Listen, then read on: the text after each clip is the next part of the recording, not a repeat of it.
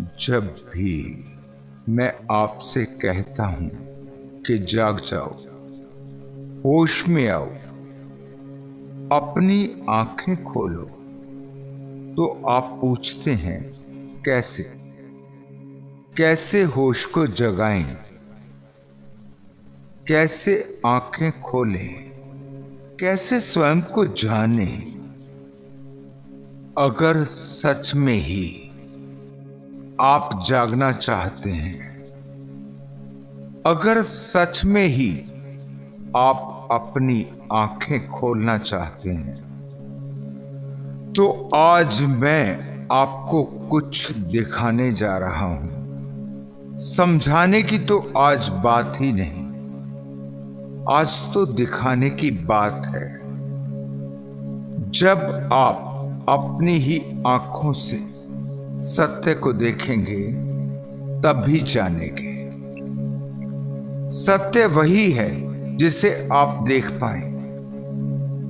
सत्य को समझने का कोई अर्थ नहीं। सत्य तो दर्शन है। अगर केवल एक बार भी आपको अपनी आंखों से देखना आ गया, फिर हमेशा के लिए आंखें खुल जाती हैं। इसके लिए चाहे कोई भी कीमत चुकानी पड़े, वो छोटी है। जैसे ही आप जाग जाते हैं, एक क्षण भी नहीं लगता, आप स्वयं को जान जाते हैं। वास्तव में आप अपनी आंखें बंद करके बैठे हैं। आपने अपनी ही कल्पना में अपना एक काल्पनिक संसार निर्मित कर रखा है। उसी में आप उलझे हैं। इसलिए आंखें खोलने से आपको एक तरह का डर भी लगेगा, क्योंकि आपकी कल्पना में तो आपको पता है, उस कल्पना को तो आपने ही बनाया है। लेकिन सच में क्या पता क्या देखने को मिले। सत्य के दर्शन करने का साहस चाहिए। इसलिए आज बहुत चीजें आपके जीवन से चली जाएंगी। आज बहुत से आपके सपने टूटने वाले हैं। बहुत से भ्रम जिनमें आप फंसे हैं, बहुत से झूठ के जाल जो आपने स्वयं ही अपने लिए बुन रखे हैं, वो सब के सब आज गिर जाएंगे।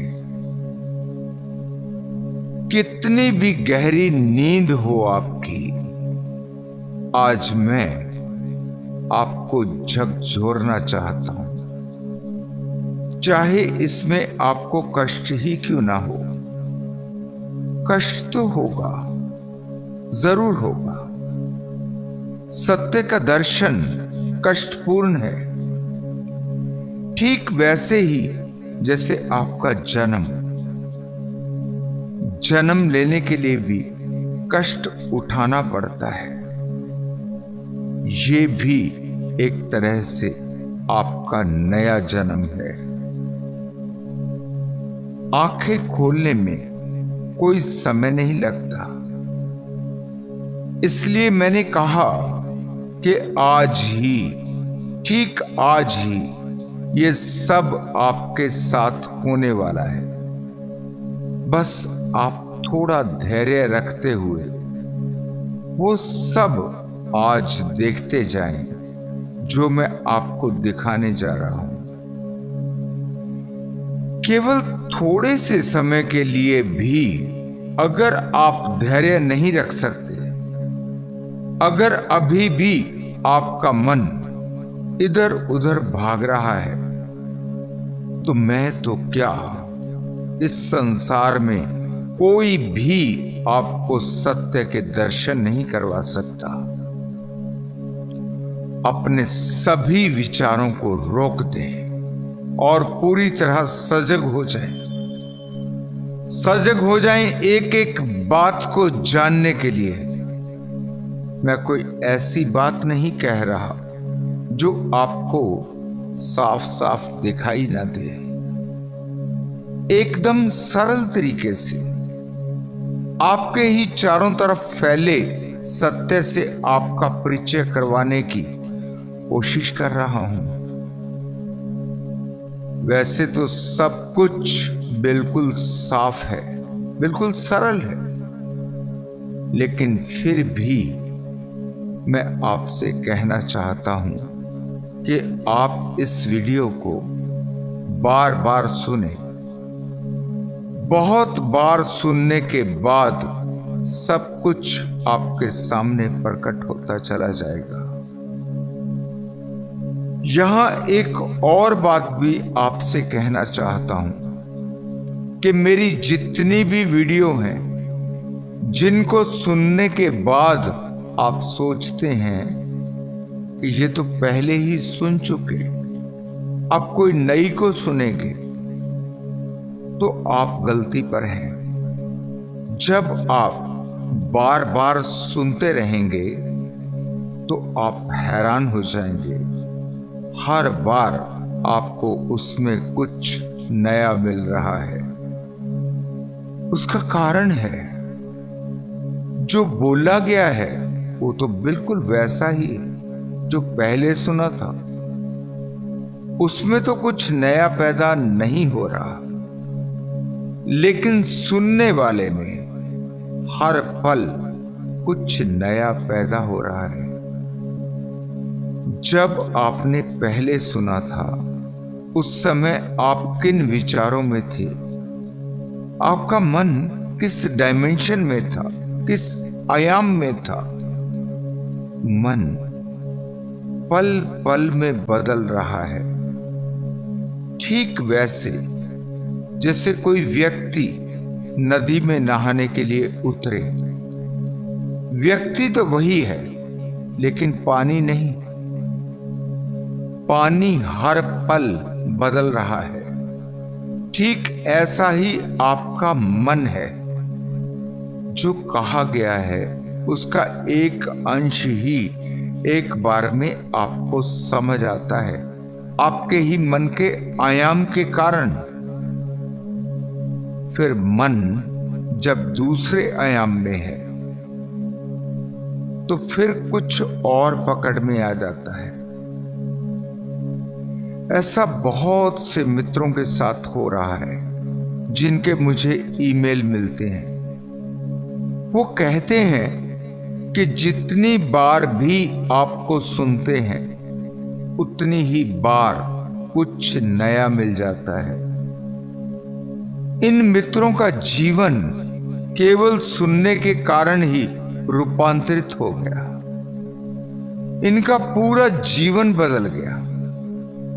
इन्होंने कुछ भी नहीं किया, न कोई ध्यान किया, न जाप किया, न कुछ और, कुछ नहीं किया। केवल सुना और समझा। केवल सुनने से ही पूरा मन बदल गया, बिना किसी प्रयास के। तो आज ये टिप भी मैं आपको देना चाहता हूं, खास करके उन मित्रों को जो कहते हैं कि ध्यान में नहीं उतर पा रहे। वो इसलिए नहीं उतर पा रहे कि वो ध्यान के साथ एक जबरदस्ती करने में लगे। ध्यान के साथ जबरदस्ती नहीं हो सकती। उनको कुछ भी करने की जरूरत नहीं, बस केवल सुनो और उस पर मनन करो, उसको स्पष्ट तरीके से अनुभव करो। अगर वो गलत दिखाई दे तो छोड़कर अलग हो जाओ, लेकिन ख्याल रहे, आज तक की अपनी धारणाओं के आधार पर निर्णय नहीं लेना। ऐसा नहीं कि आप ऐसा मानते हो, मानने पर नहीं जाना। आधार जानने को बनाना है, सुनी सुनाई बातों से नहीं। निर्णय अपनी बुद्धि और विवेक से लेना है। जीवन का रूपांतरण चाहते हो तो ठीक से जीवन को समझना सीखो, ठीक से जीवन को देखना सीखो। जो आपका अभी का मन है वो भी संसार की बातें बार बार दोहराने से, बार बार कहने से बना है। संसार आपके जन्म से ही आपको समझाना शुरू कर देता है। एक तथाकथित धर्म और एक काल्पनिक परमात्मा आपको पकड़ा देता है। वास्तव में यही संसार आपको अंधा बनाता है, आपकी आंखें बंद करता है और आपको दुख में धकेल देता है। जब इस संसार की बातें आपको खराब कर सकती हैं तो इससे उल्टा भी तो होगा। इससे छूटकर जब आप सब कुछ साफ साफ देखना सीख जाएंगे, जब आपकी अपनी समझ में सब कुछ उतरने लगेगा, साफ साफ दिखने लगेगा, फिर कौन है जो आपको किसी भ्रम में डाल पाए। जैसे सिक्के के दो पहलू होते, संसार की बातों को आपने आज तक जाना है, अब इस सिक्के के दूसरे पहलू को भी जान लो। फिर सत्य क्या है और असत्य क्या अपने से आपके सामने प्रकट हो जाएगा। एक तरफ है आपका जीवन जिसे जिया जा सकता है, दूसरी तरफ है थोथे निर्जीव शब्द जिनसे जीवन का कोई संबंध नहीं। जीवन से शब्द निकलते हैं, शब्दों से जीवन नहीं। लेकिन आप शब्दों में ही भटक जाते हैं, शब्दों को रटकर अपने को ज्ञानी समझने लगते हैं। शब्दों को नहीं, जीवन को समझना है। एक तरफ है जीवंत परमात्मा जिसे पाया जा सकता है, जिसे जिया जा सकता है, जिसके आनंद में उतरा जा सकता है। दूसरी तरफ है आपके झूठे चित्र, निर्जीव मूर्तियां जिनसे परमात्मा का दूर दूर का भी कोई संबंध नहीं, उनमें आत्मा भी नहीं है। परमात्मा तो क्या खाक होगा। आपकी ही घड़ी हुई मिट्टी की मूर्तियां, आपके द्वारा ही बनाए गए चित्र, कागज पर बिखरे कुछ रंग। एक तरफ है आपके हृदय से उठता प्रेम का भाव जो सीधा परमात्मा के हृदय में समा जाता है। दूसरी तरफ है आपका पूजा पाठ, आपकी आरतियां, आपके भजन, आपके दिए, अगरबत्तियां और आपकी घंटियां, जिनसे ना तो आज तक किसी को कुछ मिला है और ना ही मिल सकता है। एक तरफ है ध्यान, ध्यान में उतरकर स्वयं की खोज, स्वयं भू, जहां शून्य से आपका मिलन होता है, जहां आप स्वयं मिटकर सृष्टि के साथ एक हो जाते, जहां आप अहम ब्रह्मास्मि का अनुभव करते। दूसरी तरफ है आपके तथाकथित धर्म, हिंदू, मुस्लिम, सिख, ईसाई, जिनमें उलझकर आप घृणा और हिंसा करते हैं। धर्म की रक्षा के नाम पर जाने क्या क्या उपद्रव करते हैं और करवाते हैं, और फिर भी अपने को धार्मिक मानते हैं। अगर आप अंधेरे में बैठे हैं और जानते हैं कि आप अंधेरे में हैं, तो पूरी संभावना है कि कभी आपके जीवन में प्रकाश घट जाएगा। लेकिन अगर आप अंधेरे में बैठे हुए भी अपने को अपनी ही कल्पना में, झूठी कल्पना में मान रहे हैं कि आप प्रकाश में हैं, तो आपके जीवन में कभी प्रकाश हो पाएगा, इसकी कोई भी संभावना नहीं है। ये असंभव है, क्योंकि जब आप मान ही रहे हैं कि आप प्रकाश में हैं, तो फिर प्रकाश की तलाश ही क्यों करेंगे? थोड़ा सा जाग कर देखो, यही आपके साथ हो रहा है। अगर आपसे पूछा जाए क्या आप एक धार्मिक व्यक्ति हैं, तो निसंकोच ही आप कहेंगे कि हां, आप एक धार्मिक व्यक्ति हैं। क्यों? क्योंकि आप ऐसा मानते हैं, आप ऐसा ही समझते हैं। आपने किसी तथाकथित धर्म को अपनाया है जो कि आपके साथ जन्म से नहीं आया। आपने उसे केवल मानना है। वो आपका चुनाव भी नहीं है, आप पर थोपा गया है। फिर आप मंदिर मस्जिद में जाते हैं, पूजा पाठ या नमाज अदा करते हैं। आप अपने को आस्तिक समझते हैं क्योंकि आप भगवान को मानते हैं, बिना ही उसे जाने। आपको स्वयं भी पता नहीं है कि भगवान है भी या नहीं, बस मानते हैं। मानने में क्या जोर लगता है? संघर्ष तो जानने में करना पड़ता है। जानने की तो आपको कभी जरूरत ही महसूस नहीं हुई। जानने पर कौन मेहनत करे? बस मान लिया आंखें बंद करके। आखिर इतने सारे लोग मान रहे हैं तो सही ही होगा,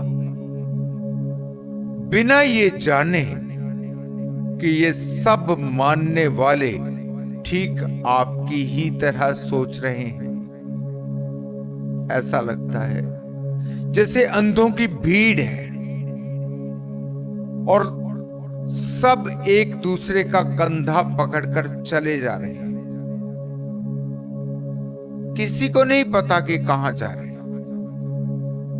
रास्ता कांटों से भरा है, पैर लहूलुहान हो रहे हैं, कहीं खड्डों में गिर रहे हैं, कहीं दलदल में धंस रहे हैं। इसीलिए तो संसार दुख में दिखाई पड़ता है।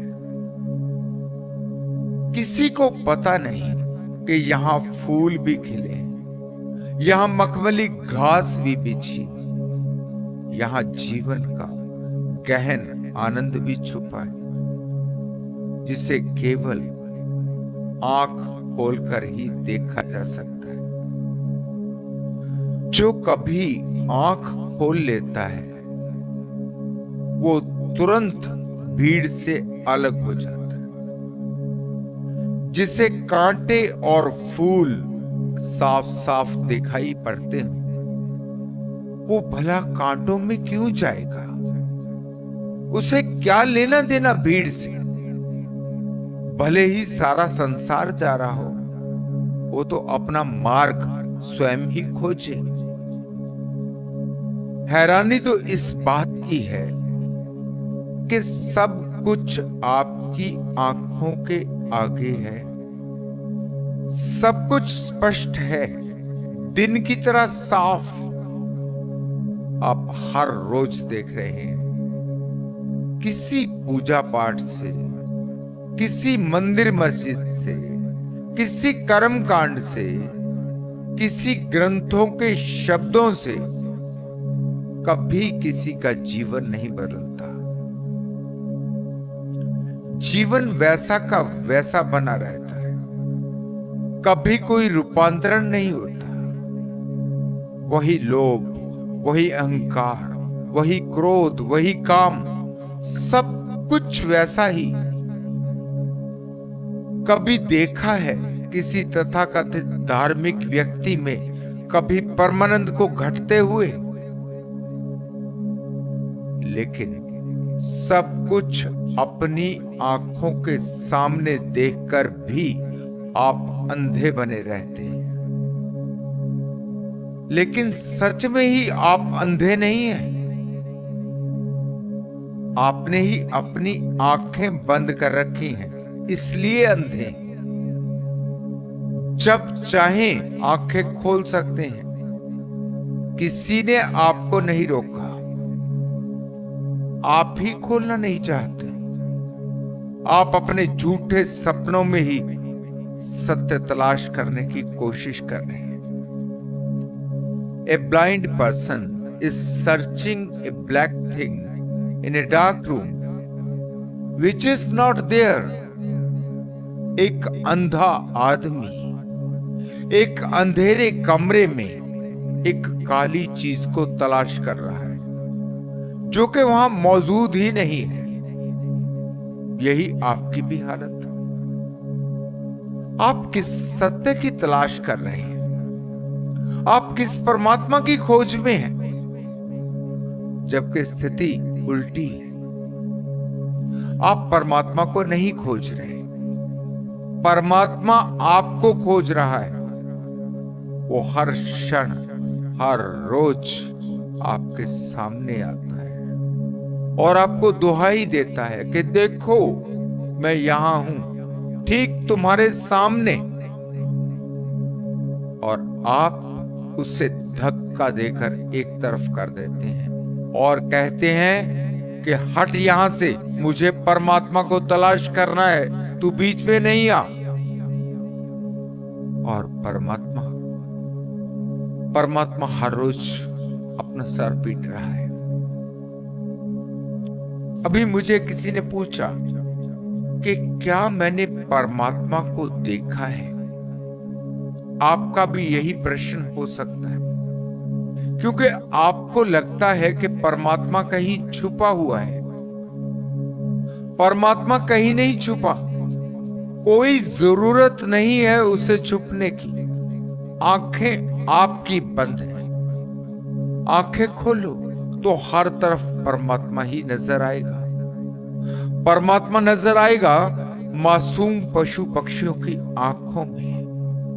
परमात्मा नजर आएगा पेड़ पौधों की हरियाली में। परमात्मा नजर आएगा उस फटे हाल भिखारी में जिसे 2 रुपए देने से अब भी आप मना करके हटे।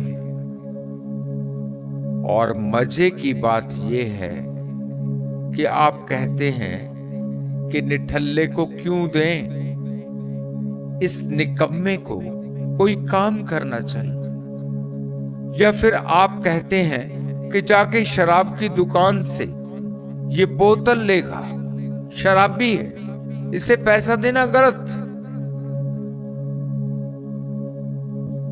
आप पूरे संसार का ठेका ले लेते हैं, जैसे सबका सुधार आपको ही करना है, लेकिन एक बार भी अपने अंदर नहीं झांक पाते कि आप ये सब केवल अपने 2 रुपए बचाने के लिए कर रहे हैं। जबकि थोड़ी देर पहले ही आप अपनी शान दिखाने के लिए एक रेस्टोरेंट के वेटर को 100 रुपए की टिप देकर आए। आप इतना भी नहीं सोचते कि आप अपने बारे में सोच लें। क्या आप समर्थ हैं उसे 2 रुपए देने में? क्या आपके पास 2 रुपए खोने के लिए हैं? अगर आपके पास हैं और उससे आपको कुछ फर्क नहीं पड़ता, तो उस भिखारी के बारे में सोचने से ज्यादा अच्छा है आप अपने बारे में सोचें, स्वयं तक ही रहे। अगर हैं तो 2 रुपए दे दे, और अगर आपके पास भी नहीं है तो फिर हाथ जोड़कर क्षमा मांग लें और नम्र भाव से कह दें कि भाई नहीं है। क्या आपको जागा हुआ कहा जा सकता है जब आप एक रिक्शा वाले से 5 रुपए के पीछे झगड़ा कर लेते हैं? क्या आप समझते हैं कि कभी प्रेम आपके जीवन में उतर सकता है? जिन प्रेम कियो तिन ही प्रभ पायो। प्रेम ही परमात्मा है जिसकी आपको तलाश है। तो क्या मैंने गलत कहा कि आप हर रोज परमात्मा को धक्का देकर एक साइड कर देते हो? अभी कुछ दिन पहले एक मित्र मिले, बहुत ही प्यारे व्यक्ति और बहुत ही अच्छा गाते भी हैं। इसके साथ साथ अच्छे वक्ता भी माने जाते हैं, जिनके एक एक शब्द पर लोग तालियां बजाते हैं। शब्दों की तो माया है, सुंदर सुंदर शब्द, बस शब्द ही शब्द, जीवन उपेक्षित खड़ा रह जाता है। उन्होंने मुझसे पूछा कि प्रेम क्या है। मैंने कहा कि ऐसा कभी मुझे ख्याल ही नहीं आया कि प्रेम क्या है। इससे जानने की कभी कोशिश ही नहीं की, क्योंकि प्रेम को जिया जा सकता है, जाना नहीं जा सकता। ठीक उसी तरह से जैसे परमात्मा को जिया तो जा सकता है, जाना नहीं जा सकता। मैंने उनसे कहा, आप ही कुछ कहें कि प्रेम क्या है। वो बोले, प्रेम है श्रद्धा, विश्वास और समर्पण। कितने सुंदर शब्दों को उन्होंने उपयोग किया। जो और लोग बैठे थे सभी ने तालियां बजाई। मुझे बहुत हैरानी हुई। मैं समझ ही नहीं पाया कि क्या श्रद्धा, विश्वास और समर्पण कहने से प्रेम को जान लिया। प्रेम एक शब्द था, उन्होंने उसके 3 शब्द बना दिए। अब अगर पूछा जाए कि श्रद्धा क्या है, तो उसके फिर से 3-4 शब्द बन जाएंगे। फिर विश्वास क्या है, या फिर समर्पण किसे कहते हैं? जैसे पत्तों में से पत्ते निकलते चले जाते हैं, ऐसे ही शब्दों में से शब्द निकलते जाते हैं। थोथे शब्द और कुछ भी नहीं, शब्द मुखर हो जाते हैं और प्रेम जीवन में कहीं पड़ा सिसकता रहता है। फिर अगर श्रद्धा, विश्वास और समर्पण को मान भी लिया जाए, तो कहां से लाएंगे आप श्रद्धा? कहां से लाएंगे विश्वास? समर्पण कैसे करेंगे? क्या ये आपके वश में? अब ये किसी में है तो है, नहीं है तो नहीं। इसमें क्या किया जा सकता है? प्रेम तो जीवन में कहीं भी नहीं, लेकिन प्रेम की कविताएं भरी पड़ी है। जीवन ही कहीं दिखाई नहीं पड़ता। जीवन के संबंध में ग्रंथ भरे पड़े, परमात्मा जीवन में कहीं भी नहीं, लेकिन किताबें परमात्मा से अटी पड़ी है। धर्म चर्चा चल रही है और जीवन हर रोज नष्ट हो रहा है। फलसफे इश्क में पेश आए सवालों की तरह हम परेशान ही रहे अपने ख्यालों की तरह। शीशागर बैठे रहे जिक्रे मसीहा लेकर, शीशा बनाने वाले शीशागर बैठे रहे जिक्रे मसीहा लेकर, और हम टूट गए कांच के प्यालों की तरह। शीशा बनाने वाले तो उलझे रहे धर्म चर्चा में, बड़ा महान कार्य कर रहे थे, परमात्मा के संबंध में विचार कर रहे थे, लेकिन शीशा, उनका बनाया शीशा, वो तो कब का टूट गया। क्या परमात्मा पर कोई चर्चा हो सकती है? परमात्मा पर कोई विचार हो सकता है? परमात्मा तो जीवंत है। परमात्मा तो हर रोज सूर्य बनकर उदय होता है और चांद बनकर रात को चांदनी बिखेरता है। परमात्मा तो सितारों में मुस्कुराता है। परमात्मा तो हवाओं में बहता है और फूलों की सुगंध बिखेर देता है। परमात्मा तो झरता है झरनों में। परमात्मा तो उतरता है प्रेमियों के प्रेम में। परमात्मा तो नाच रहा है, गा रहा है मदमस्त होकर। लेकिन आप कहां हैं? कांटों में, खड्डों में या दलदल में? परमात्मा आपको पुकार रहा है, आओ मेरे साथ नाचो, गाओ, आओ उतर जाओ प्रेम में। प्रेम जीवन है, प्रेम बहती हुई नदी है, प्रेम गिरता हुआ झरना है, हर पल ताजा, हर पल नया। प्रेम के अर्थ क्या है? इसे जानने से क्या मिलेगा? पहली बात तो अर्थ करे नहीं जा सकते, लेकिन किसी तरह कर भी लिए तो होगा क्या? पूछा जाना चाहिए कि मेरे जीवन में प्रेम कैसे उतरे, कैसे मैं प्रेम में उतर जाऊं, कैसे मैं प्रेम में गिर जाऊं। फेल इन लव, प्रेम में गिरना, ये शब्द बहुत अर्थपूर्ण है। गिर जाने का अर्थ होता है मिट जाना, जहां आप नहीं बचते। आज जहां देखो प्रेम की कहानियां हैं, जहां देखो प्रेम के प्रसंग चल रहे हैं। जिसे प्रेम कहा जा रहा है वो तो प्रेम की परछाई भी नहीं। प्यार और व्यापार दोनों एक दूसरे के विपरीत हैं।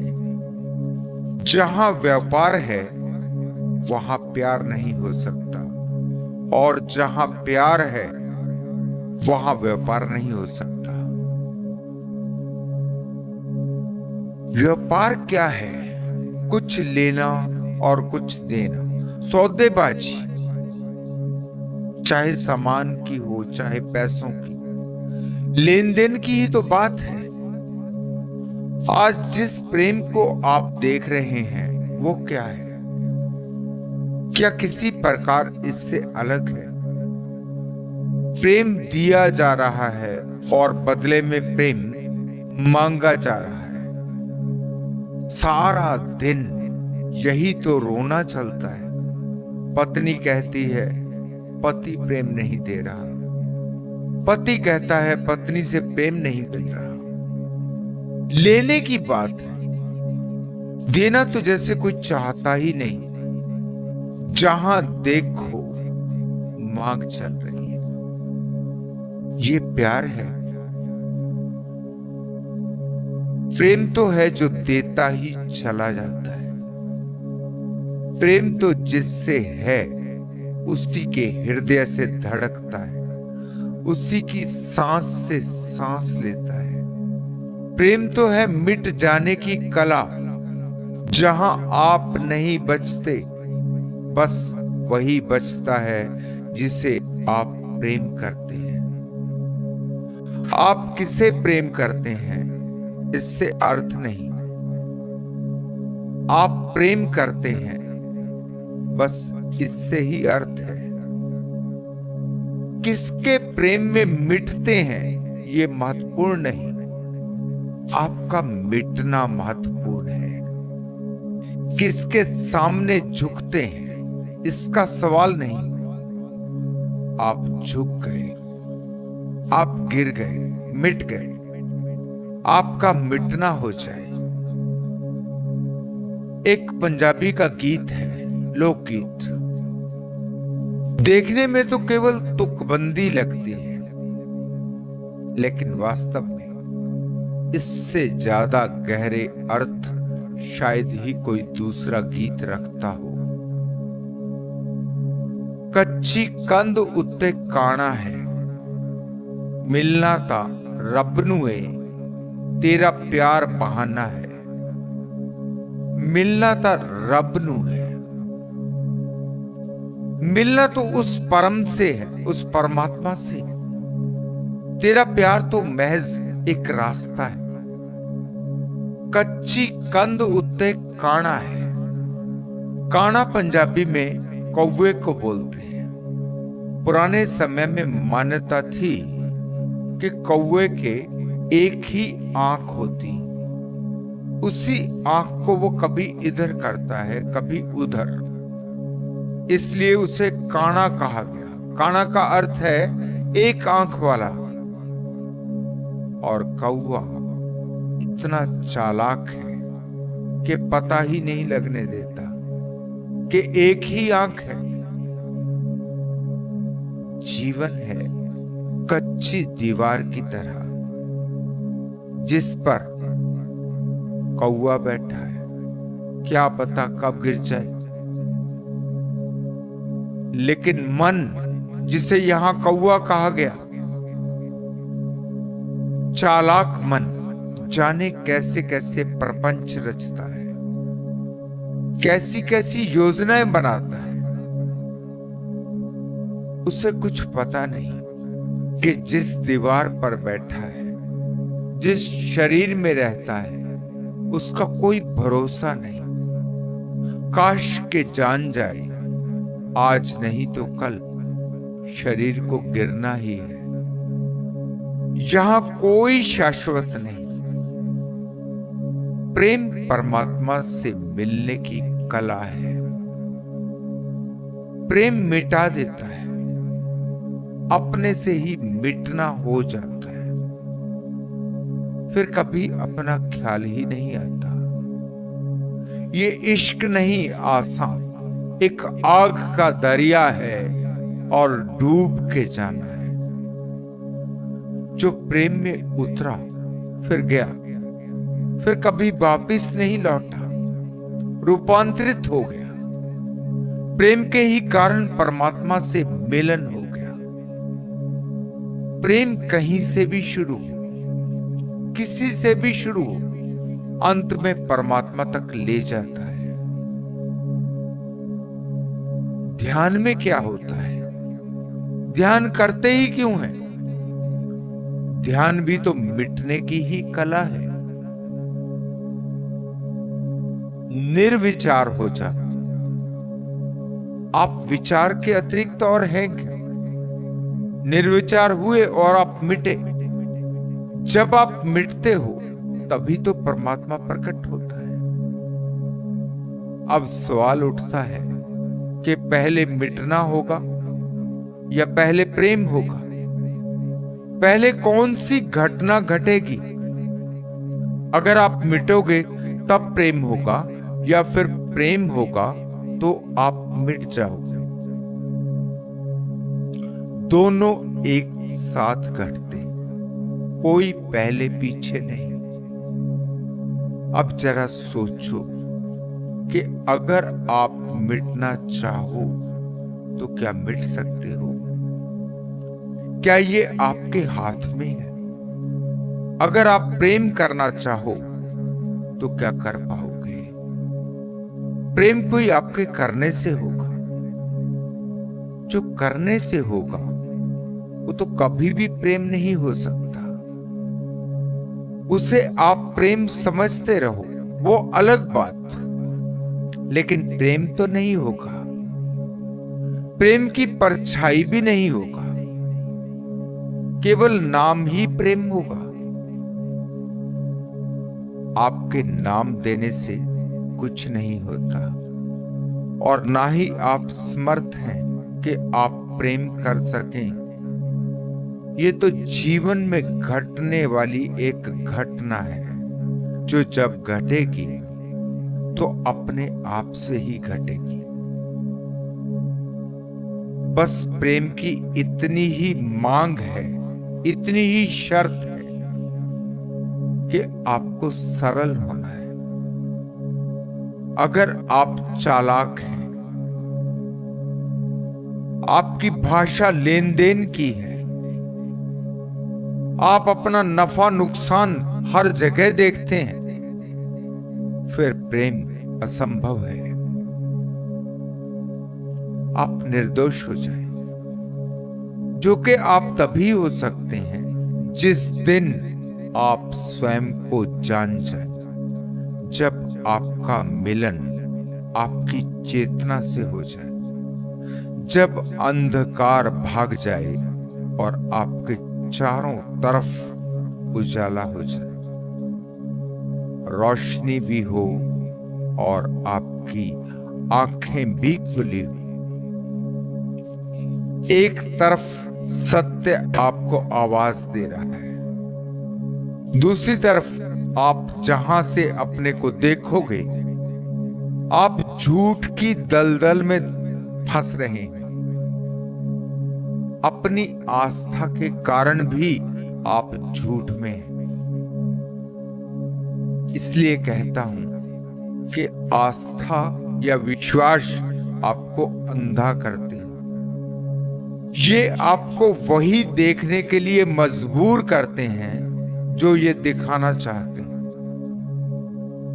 आप इतने गहरे आस्था के जाल में फंस जाते हैं, फिर अपनी आंखों से आपको कुछ भी दिखाई नहीं पड़ता। फिर आपको राम तो दिखाई पड़ते हैं भगवान की तरह, जो कि सीता को गर्भवती होने के बाद भी जंगल में बेसहारा छोड़ देते, वो भी केवल एक धोबी की बात सुनकर। आपको सीता का तो कभी ख्याल ही नहीं आता कि उसके साथ क्या गुजरी होगी।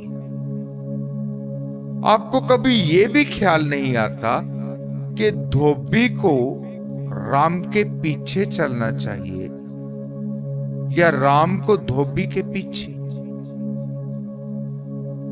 एक बार भी आप नहीं सोचते कि ये कैसे राम है, ये कैसे मर्यादा पुरुषोत्तम है, ये कैसे न्यायप्रिय राजा है जो सीता के साथ अन्याय कर रहे हैं, जिनके लिए सीता की अग्नि परीक्षा भी व्यर्थ हो जाती है।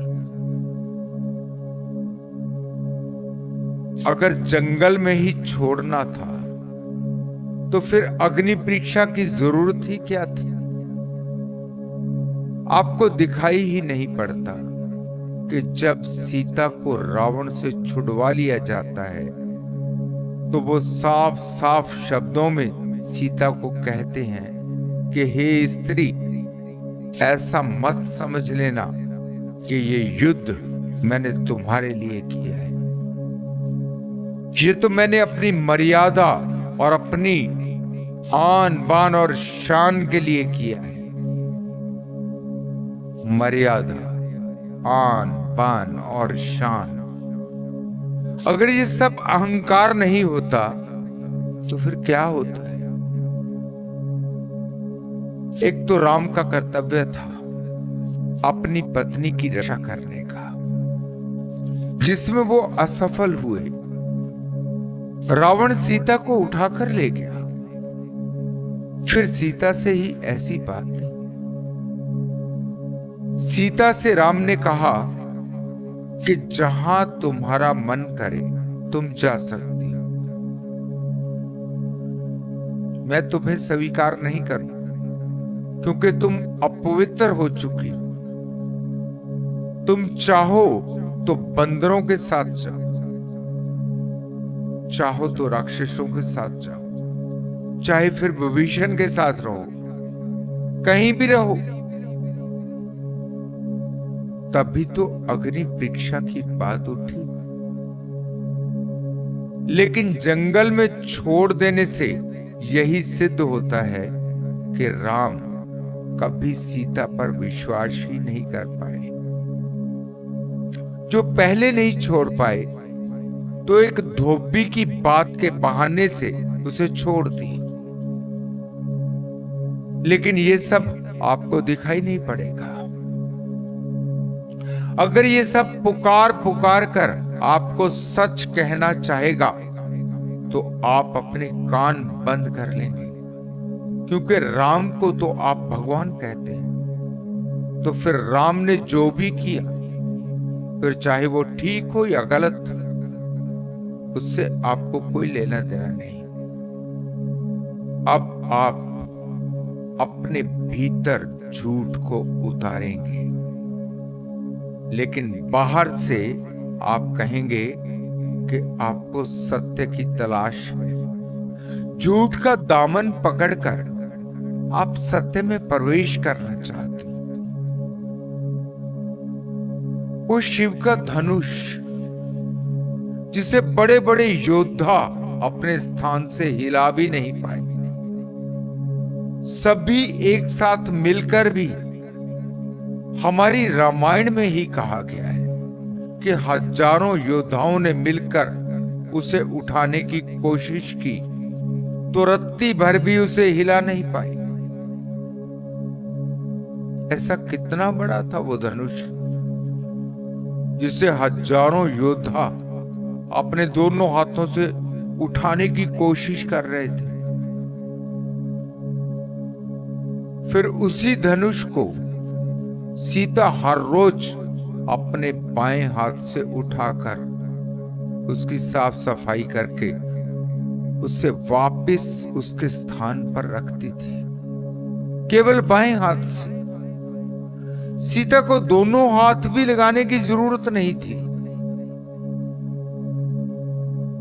तो कभी आपको ख्याल आता है कि सीता के बाएं हाथ में भी कितनी शक्ति थी?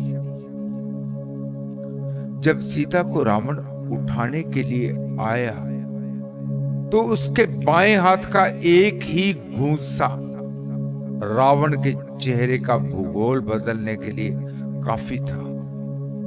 फिर कैसे वो उठाकर ले गया,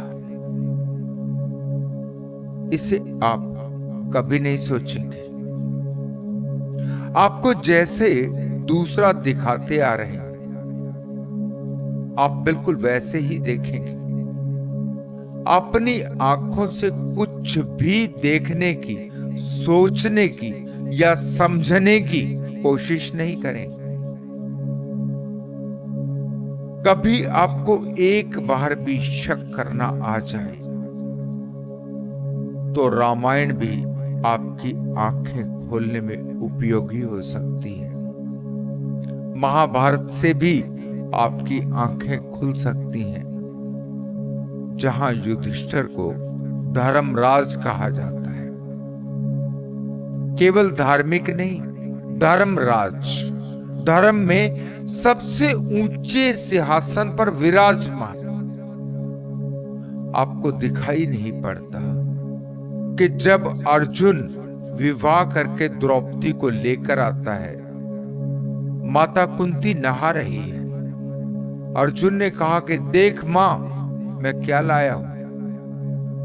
मां ने आदेश दे दिया कि पांचों भाई आपस में बांट लो। तो यही युधिष्ठिर चिल्लाकर कहते हैं कि मां ने आदेश दे दिया, बस अब ये पांचों की पत्नी होगी। यहां आपको कभी ख्याल भी नहीं आएगा कि युधिष्ठिर को माता को बताना चाहिए था कि पत्नी को बांटा नहीं जा सकता। 5 हिस्सों में बांट दिया। कम से कम इतना तो हो ही सकता था कि 4 भाई त्याग कर देते ताकि वो किसी एक की पत्नी बनकर सम्मान पूर्वक रह पाती, लेकिन नहीं। फिर मां कुंती भी नहाकर बाहर तो निकली ही होगी, तो भी उसको ख्याल नहीं आया क्या हो गया। लगता है कि ख्याल तो जरूर आया होगा, लेकिन आज्ञा वही सुनी गई जिससे स्वार्थ सिद्ध होता हो। फिर दूसरी आज्ञा का कोई अर्थ ही नहीं रहा। कभी आपको द्रौपदी के बारे में भी ख्याल आता है? द्रौपदी पांचों में से किसे प्रेम कर पाई, या द्रौपदी का प्रेम पांचों के लिए एक समान था? नहीं, वो ख्याल आपको कभी नहीं आएगा। वो तो तब भी आएगा जिस दिन आप अपनी आंखें खोलकर देखना चाहेंगे, जिस दिन अपनी बुद्धि से समझना चाहेंगे। कैसी कैसी बकवास आप स्वीकार करते हैं। ये धर्मराज हैं जो जुए का शौक रखते हैं। जुए का अर्थ क्या है? क्या ये दूसरे की संपत्ति को हासिल करने का एक तरीका नहीं? क्या जुआ कोई हारने के लिए खेलता है? क्या जुआ कोई त्याग की भावना से खेलता है? क्या बिना किसी लोभ के जुआ खेला जा सकता है? बिना कोई कर्म किए बस केवल एक खेल से दूसरे के धन संपत्ति को हड़प जाना, वाह कितना धार्मिक काम है जो केवल धर्मराज ही कर सकते हैं। फिर आज आप जुआरियों का विरोध क्यों करते हैं? ठीक ही तो है, धर्मराज से ही तो शिक्षा ले रहे हैं, उन्हीं के नक्शे कदम पर ही तो चल रहे हैं, अत्यंत धार्मिक कार्य कर रहे हैं। फिर जुआ भी कोई छोटा मोटा नहीं। पहले पूरा राज्य दांव पर लगा दिया, फिर पत्नी को भी दांव पर लगा दिया। जब 5 से विवाह करवाया, जब भी उसे इंसान नहीं समझा, फिर जुए में हार गए। दांव पर लगाना ही इतना सिद्ध करने के लिए काफी है कि द्रौपदी को संपत्ति समझा गया। फिर कहा जाता है कि कौरवों ने ठगी की थी, बेईमानी की थी, झूठे मोहरे फेंके थे, लेकिन कभी आपको पूछने का ख्याल आता है कि इन धर्मराज जी को जुआ खेलने के लिए मजबूर किसने किया? ये गए ही क्यों थे जुआ खेलने? जुए से आखिर ये चाहते क्या थे? अति कामी, अति लोभी, अति स्वार्थी को धर्मराज कहा जा रहा है, माना जा रहा है, आप भी मान रहे हैं। क्या यही है परम सत्य?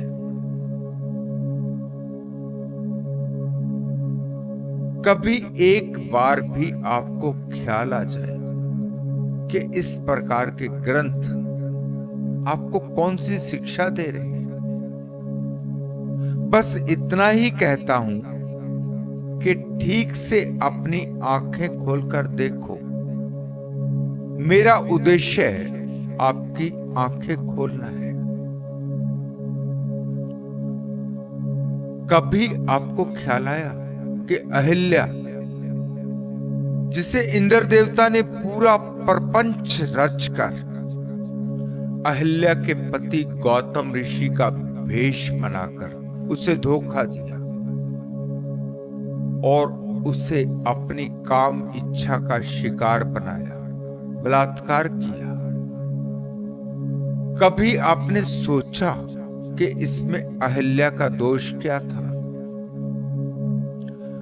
जब इंद्र ने रूप बदलकर गौतम ऋषि का रूप धारण करके ये अति धार्मिक काम किया था, तो अहिल्या के लिए तो उसके पास उसके पति ही आए थे। तो क्या गौतम ऋषि को ऋषि कहना उचित होगा, जो फिर भी अहिल्या को पत्थर हो जाने का श्राप दिए चले जाते हैं? क्या इंद्र को देवता कहना उचित होगा, जो अभी काम से मुक्त नहीं हो पाए, जो छल फरेब करते हैं? लेकिन कुछ ऐसे भी ग्रंथ हैं जो शुद्ध सोने की तरह हैं, जो आपको जीवन जीने की कला सिखाते हैं, जिनमें ध्यान की विधियां दी गई, जैसे शिव के ग्रंथ। लेकिन आप शिव की पूजा कर सकते हैं, जल चढ़ा सकते हैं। शिव को समझने के लिए आप बिल्कुल तैयार नहीं। ऐसे ग्रंथों के तो शायद आपने नाम भी नहीं सुने होंगे, या फिर ज्यादा से ज्यादा नाम ही सुने होंगे। अगर कभी किसी को उन्हें पढ़ने का ख्याल आ भी जाता है, तो केवल पाठ करने के तरीके से, अंधे की तरह। ये तो शायद ही ख्याल आता हो कि वहां से जीवन को सीखा भी जा सकता है। सबका यही हाल है। कभी गुरुद्वारे में जाएं तो पता चलेगा कि कैसे अर्थ का अनर्थ होता है। गुरु गोविंद सिंह ने कहा कि सब सिखन को हुक्म है, गुरु मान्यो ग्रंथ। ये जो सभी गुरुओं की वाणी को ग्रंथ में लिखा गया है, इसी से जीवन की शिक्षा लेनी है। लेकिन हैरानी होती है कि कोई भाई जी जब पाठ कर रहे होते हैं तो बिल्कुल एक मशीन की तरह, एक शब्द भी उनके जीवन में उतरता हो या सुनने वाले के जीवन में उतरता हो, ऐसा दिखाई नहीं पड़ता। गुरु केवल इन अर्थों में माना कि ग्रंथ को एक अच्छी शैया दे दी, ग्रंथ को ग्रंथ साहब कहने लगे, चौर झुला दिए। ग्रंथ की आत्मा में क्या है, ये तो शायद ही किसी को दिखाई पड़ा हो।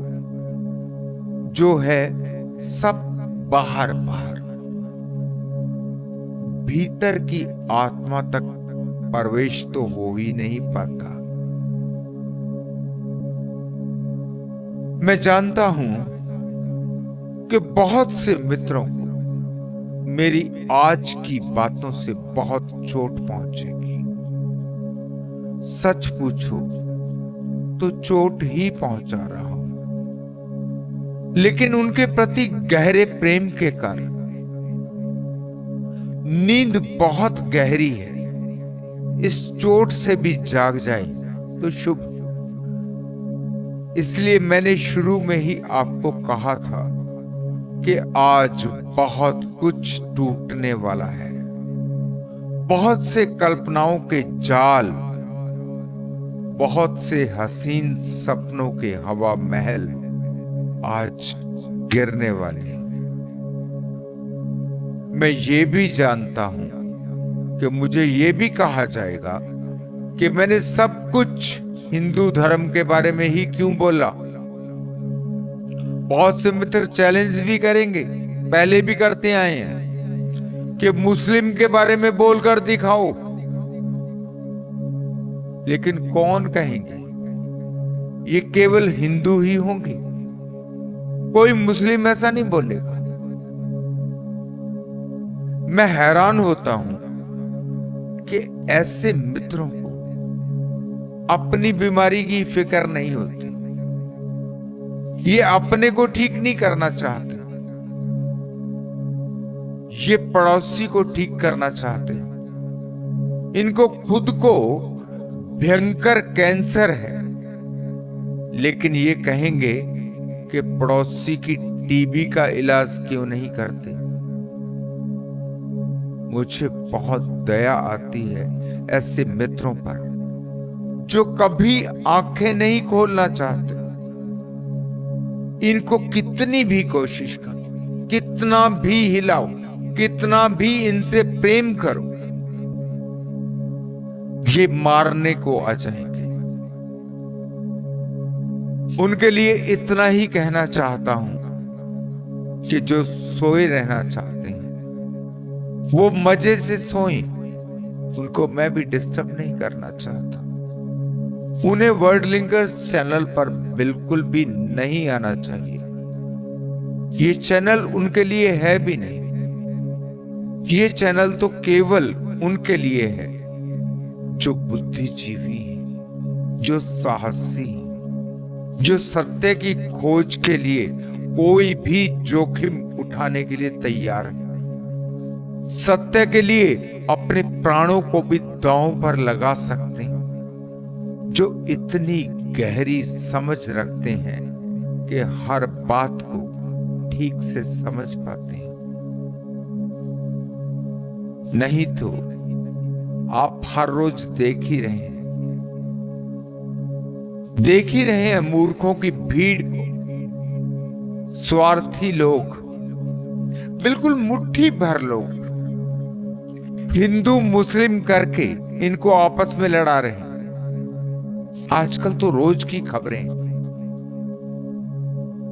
काश के इनको समझ में आ जाए कि इनका कितना इस्तेमाल किया जा रहा है। हर रोज इनको धर्म के नाम पर मूर्ख बनाया जा रहा है, और ये सब कुछ पता होते हुए भी ऐसा नहीं है कि ये नहीं जानते।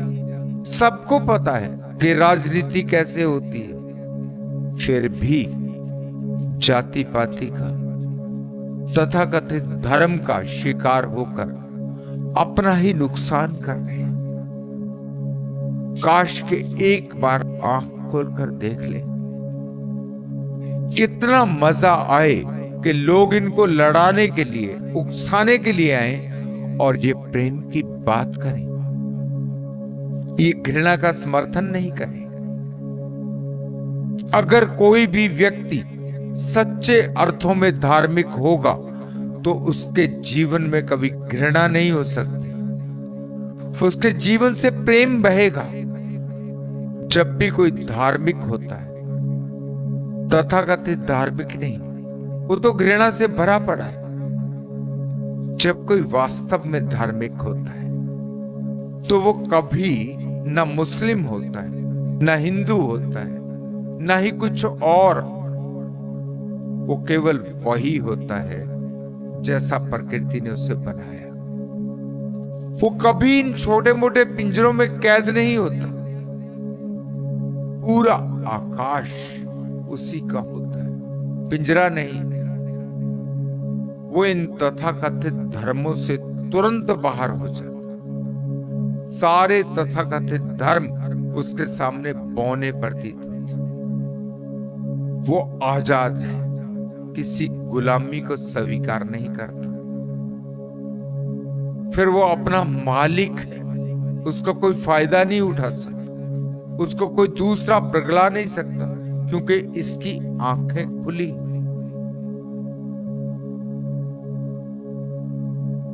एक बार भी अगर आप सोच लें कि अगर कभी यहां जाति पाति और ये तथाकथित धर्म जो केवल नफरत और हिंसा का कारोबार कर रहे हैं, अगर ये लोग इनको छोड़कर बाहर हो जाए, अगर सभी इस नफरत के कारोबार से बाहर हो जाए, फिर इनको कोई लड़ा पाएगा? क्या कोई किसी का गला काट पाएगा?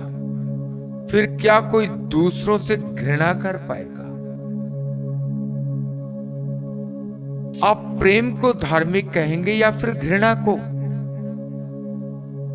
प्रेम धार्मिक है या घृणा? बस इतनी सी ही बात है। जो भी बुद्धिमान है उसे मेरी बातें बिल्कुल ठीक से समझ आई। वो ये भी जानेगा कि इस सब को कहने की मुझे क्या जरूरत थी। लेकिन जो बुद्धिमान नहीं है, जो जागना नहीं चाहता, मुझे उनकी कोई फिक्र नहीं। सत्य की खोज करनी है तो सत्य भी कहीं छिपा हुआ नहीं। सत्य तो शुद्ध सोने की तरह है। आप ध्यान से देखें कि कितने सारे झूठ के कचरे के नीचे आपने सत्य को दफन किया है। इसलिए जो भी मित्र मुझे कहते हैं कि मैं उनको ज्ञान दूं, इसे अगर मैं अपनी भाषा में कहूं तो वो मुझे कह रहे हैं कि मैं उनके कचरे के ढेर पर और कचरा डाल दूं ताकि सत्य और भी गहरे दफन हो जाए। नहीं, मैं ऐसा बिल्कुल भी नहीं करूंगा। मैं तो इतना ही कहना चाहता हूं कि ध्यान से देखो, जिसको आप ज्ञान कहते हैं, कहीं उसी ने तो आपको सत्य से दूर नहीं कर दिया। आपका ज्ञान ही कहीं आपके रास्ते की रुकावट तो नहीं बन रहा। देखना चाहोगे तो सब कुछ दिखेगा, नहीं चाहोगे तो आपकी मर्जी। बहुत से मित्रों ने टाइम ट्रेवल यानी कि समय यात्रा के बारे में पूछा है क्या सच में ही आज से 200 साल पीछे या फिर 200 साल आगे समय में आगे या पीछे जाया जा सकता है? अगर जाया जा सकता है तो कैसे? मैं कहता हूं कि हाँ, जाया जा सकता है, ऐसा हो सकता है। इसमें भी हम अध्यात्म को खोज सकते हैं। इससे भी हम अपनी चेतना को पहचान सकते हैं। इसके बारे में मैं अपनी अगली वीडियो में पूरी जानकारी दूंगा। मैं धर्म और विज्ञान को बिल्कुल भी अलग नहीं समझता। उनका उद्देश्य अलग नहीं है। अध्यात्म और विज्ञान एक ही बिंदु की तरफ यात्रा कर रहे हैं। भले ही एक दूसरे से विपरीत दिखाई पड़ते, पर वास्तव में विपरीत नहीं। लक्ष्य एक ही है। अध्यात्म सब चीजों को जोड़ जोड़ कर एक करता चला जाता है। फिर जब सारा अस्तित्व जुड़ जाता है तो उसे ही परमात्मा कहता है। जो भी मौजूद है, चांद, सितारे, आकाश गंगाएं, ब्रह्मांड, फिर ब्रह्मांड भी एक नहीं, कोटि कोटि ब्रह्मांड, अनगिनत अनंत ब्रह्मांड, सब कुछ का जोड़ उसी को परमात्मा कहता है। विज्ञान है जो चीजों को तोड़ तोड़ कर देख रहा है। विज्ञान आखिरी छोर तक जाना चाहता है। अध्यात्म आरंभ पर जाना चाहता है। एक ही चीज के दो सिरे, लेकिन यहां जो भी मौजूद है सब गोल है। एक गोले में देखते हो, जहां आरंभ होता है अंत बिल्कुल वही होता है, जरा सा भी फर्क नहीं। ठीक वहीं पर एक गोले की परिधि पर भले ही दो व्यक्ति एक दूसरे की तरफ पीठ करके चलते दिखाई पड़े, लेकिन वो दोनों गोले के दूसरी तरफ एक ही बिंदु पर जाकर मिलेंगे। एक के लिए वो अंत होगा, एक के लिए वो आरंभ होगा। यहां एक बात और कहना चाहता हूं कि कोई भी सही अर्थों में आस्तिक तभी हो सकता है जो पूरे अस्तित्व के साथ अपने को जोड़ ले, जो ये अनुभव कर ले कि अब वो पूरी सृष्टि से टूटा हुआ नहीं, अब वो अलग नहीं। अन्यथा किसी भी पूजा पाठ या मंदिर मस्जिद से, गुरुद्वारे से या चर्च से या फिर किसी भी धार्मिक ग्रंथ को रटकर कोई धार्मिक नहीं हो सकता। इसलिए ब्रह्मांड का विषय और समय के पार जाने का विषय भी हमारे लिए बहुत महत्वपूर्ण है। इसमें हम विज्ञान और अध्यात्म दोनों को जोड़कर अपनी बुद्धि का प्रयोग करते हुए सबको समझने की कोशिश करेंगे। अंत में बस इतना ही कहूंगा कि सत्य चाहे कितना भी कड़वा दिखाई पड़ता हो, कितना भी असहनीय दिखाई पड़ता हो, लेकिन बहुत ही मीठा और प्यारा है। सत्य का मार्ग ही परमात्मा का मार्ग है। सत्य के मार्ग पर चलकर ही आप परमात्मा तक की यात्रा पूरी कर सकते हैं। मेरे शब्दों में चाहे आज कितनी ही कड़वाहट क्यों न महसूस हो, लेकिन इसके भीतर छिपे मेरे प्रेम को आप देख सकते हैं। आप समझ सकते हैं कि अगर जिन बातों में आपकी आस्था है, विश्वास है, जिन बातों को, जिन धारणाओं को आप पहले ही मानकर बैठे, अगर वही बात मैं आपसे करूं तो आपको उससे क्या मिलेगा? फिर तो वो घिसी पिटी बात नहीं, सभी कर ही रहे हैं, जिनसे आपको कोई लाभ ना तो आज तक हुआ है ना कोई हो सकता है। आप इस वीडियो को लाइक या डिसलाइक करने के लिए पूरी तरह स्वतंत्र हैं। आप जो भी उचित समझे आप करें। मैं आपके लाइक्स को भी और आपके डिसलाइक्स को भी पूरा सम्मान देता हूं। बस इतनी ही कामना आज मैं आपके लिए करूंगा कि आप मेरे उद्देश्य को जान जाएं और आपके प्रति मेरे गहरे प्रेम को पहचान जाएं। आपकी आंखें खोलने में आज की वीडियो सहयोगी हो और अपनी पूर्व धारणाओं से बाहर आकर आप सत्य का साक्षात्कार करें, अपनी गहरी नींद से जाग जाएं, ताकि आप भी कांटों, खड्डों और दलदल से निकलकर फूलों की राह पर चल सकें। हम सब मिलकर इस संसार को नरक से स्वर्ग में ले जाएं। हम हिंसा के पक्षधार ना हो, हम प्रेम की बात करें, हम प्रेम की गंगा फैलाएं, हम प्रेम की बातें करें। इसी मंगल कामना के साथ मैं आज आपसे विदा लेता हूं। धन्यवाद।